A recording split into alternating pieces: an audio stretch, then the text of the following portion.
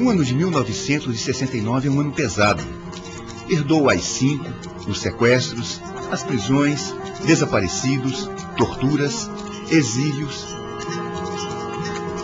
Caetano e Gil embarcados para Londres com as cabeças raspadas pelos militares. Chico Buarque em Roma. 99 parlamentares caçados. A esquerda, com suas tendências, está acuada. Entre elas, a esquerda festiva.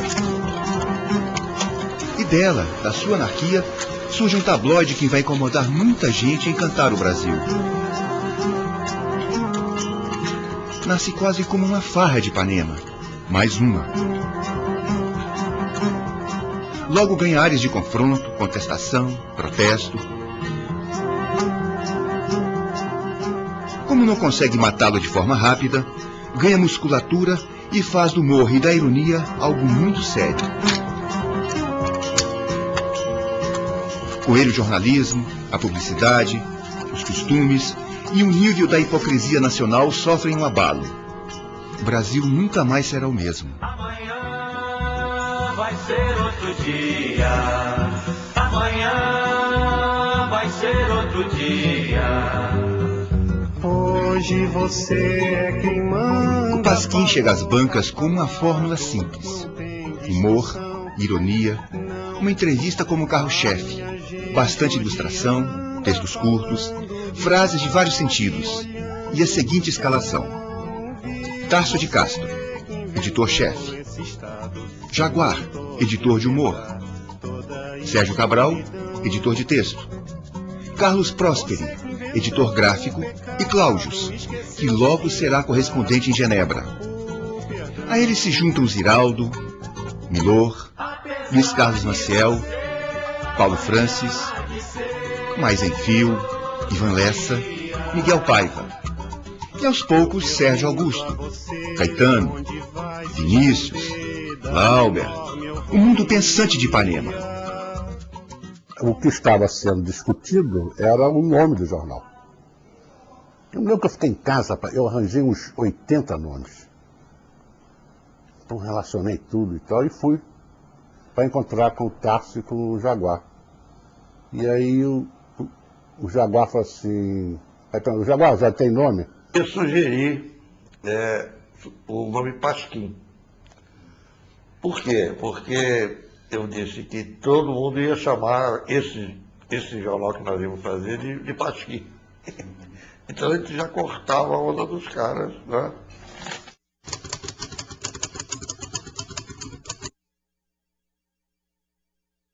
O Tarso me disse que o nome escolhido tinha sido Pasquim.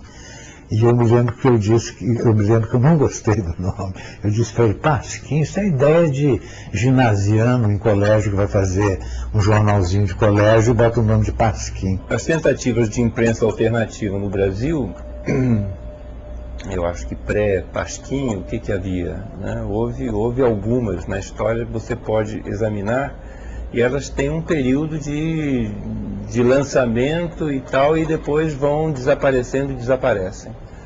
Eu mesmo tinha participado de várias tentativas de fazer um jornal humorístico. O Pasquim, naquele momento, era mais um. Eu estava em São Paulo, já foi lá em casa, abriu o meu arquivo, tirou uma opção de heróis, uma opção de desenho meu que tinha inédito lá em casa. E o Milor escreveu um artigo especial para esse número 1, dizendo, independente, já está bem, vocês são independentes. Meio já dizendo que não havia possibilidade de uma imprensa independente. E aí saiu primeiro do Pasquim, quer dizer, Milor e eu não somos exatamente fundadores do Pasquim. O jornal fez um sucesso extraordinário, a gente está desde o primeiro número, e aí, evidentemente, era um bando de megalomaníacos terrível, né? Quer dizer, eu sempre falo que Deus fez o homem à sua imagem e semelhança, e a humanidade falhou, porque Deus não se testou em grupo antes. Se ele tivesse testado em grupo, ele ia ver que era impossível. Acordos, né? O consenso é impossível. Então, brigamos para burro naquele jornal e nem éramos tão políticos assim. O projeto era não ter ideologia, né? Era um jornal de humor. E um jornal de humor, por si só, não deve nem pode ter uma posição política Ele pode ter uma posição política contrária às ideologias ou contrária às posturas, né? A função do humor a primordial é denunciar as injustiças, as mentiras, essas coisas todas, quer dizer, revelar o avesso das coisas. O Pasquim também se tornou o grande jornal brasileiro daqueles anos, né? 69, 70, 71, 72, aí a repressão baixou bravo, a censura todos os grandes jornais, e o Pasquim conseguiu furar essa restrição e vender 200 mil exemplares, que é um número astronômico, né, para um tabloide na época.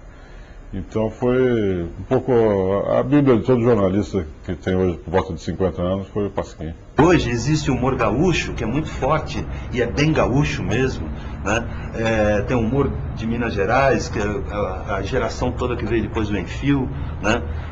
E tem o humor paulistano. Então, apesar de a gente estar fazendo um movimento contrário que o Pasquim propunha, o Pasquim foi responsável pelo surgimento de humor localizado mesmo, né? O Pasquim mudou a imprensa brasileira.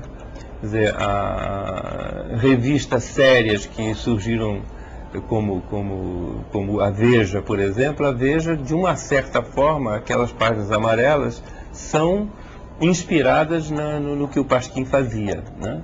E em outras publicações se vê a palavra dicas, várias palavras que foram introduzidas também, né? O próprio nome Pasquim e várias palavras que foram introduzidas, modismos que foram criados pelo Pasquim. Eu acho que isso foi uma coisa que foi um sopro de ar fresco dentro da imprensa brasileira, que não é que fosse tão conservadora assim, mas estava precisando de uma sacudidela, né? Na crítica, eu acho que o que havia era uma cumplicidade que nós tínhamos com os leitores absolutamente extraordinária. A gente sabia muito bem que a gente podia ser hermético, o censor não ia perceber isso, mas ali adiante, né, certamente o leitor ia saber o que a gente estava dizendo. Era perto de um código secreto que a gente utilizava com o leitor. E o Pasquim começa revolucionando mesmo sem querer. Foi lançado o primeiro número, nós fizemos uma entrevista, foi o Ibrahim Suede. Nessa entrevista, que é o seguinte, eu era cartunista, chargista e nunca tinha escrito nada, né? Não entendia de parte de texto. Ilustrador. O Tasso e o Sérgio Cabral eram tarimbados jornalistas e tal. E eu tirei a entrevista do gravador, não é?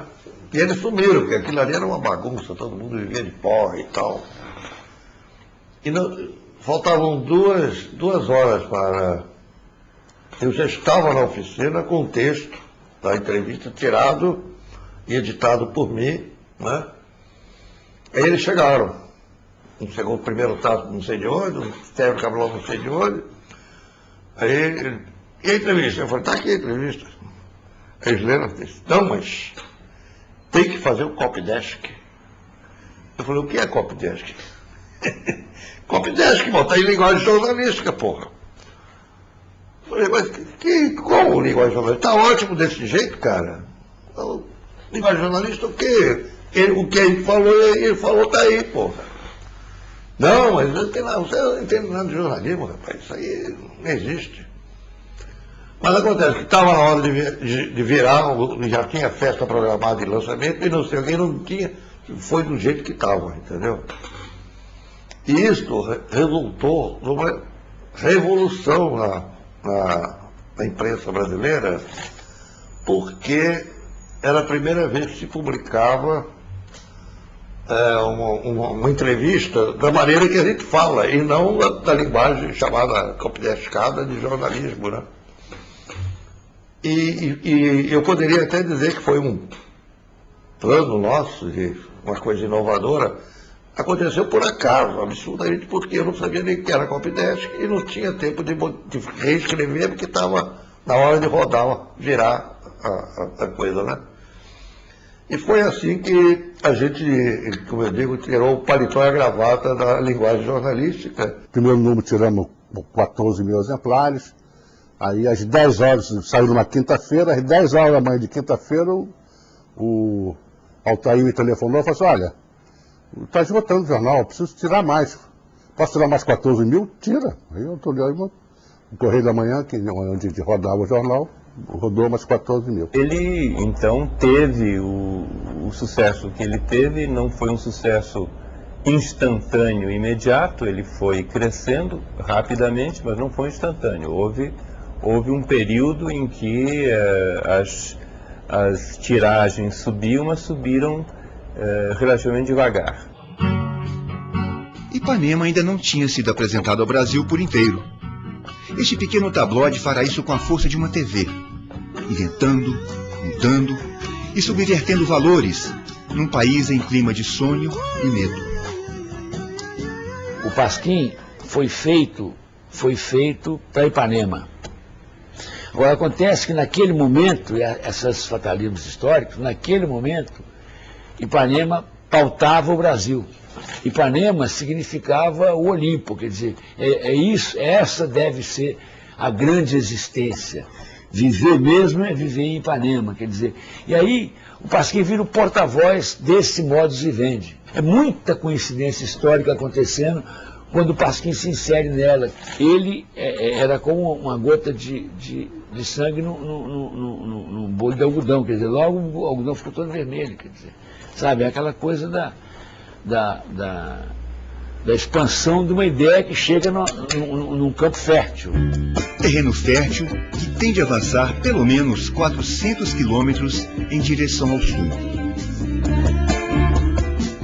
Daqui para o norte, todo mundo torce para o Flamengo, para o Vasco e Botafogo.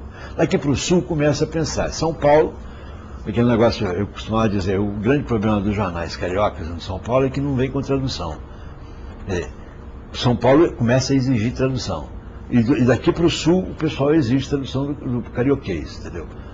Porque o carioca pensa, escreve a partir do pressuposto de que o Brasil todo está vivendo a mesma emoção que ele.